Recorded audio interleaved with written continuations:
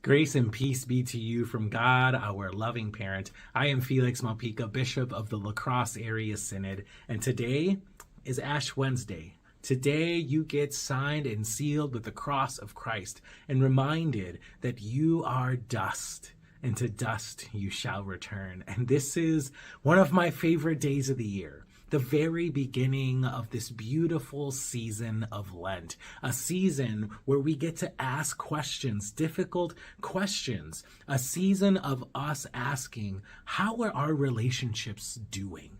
How is my relationship with God?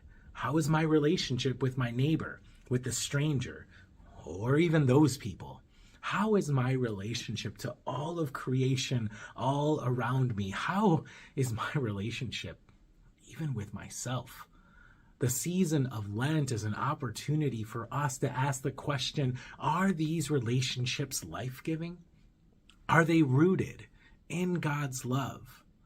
And it's an opportunity for us to do the work necessary, to ask ourselves the difficult questions. Is this something that I need to invest in? Or perhaps, is this something that I need to let go of?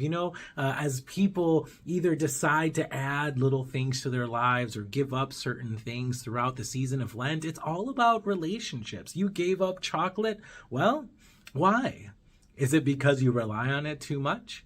Is it because you have an unhealthy relationship to chocolate? Some people give up soda. Some people give up lots of different things. They're testing.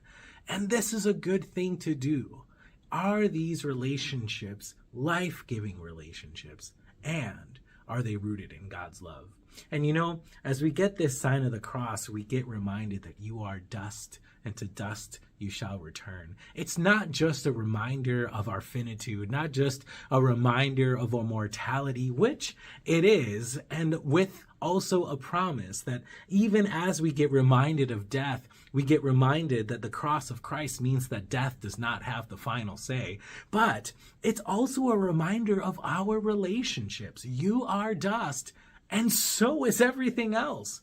You and I are connected to literally everything. You and I are connected to one another. We are made of the same stuff.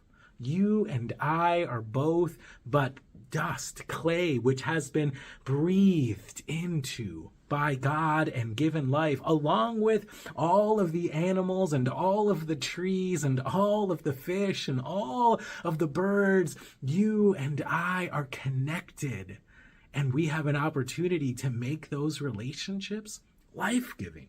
So I invite you this season of Lent to ask yourself those two very important questions.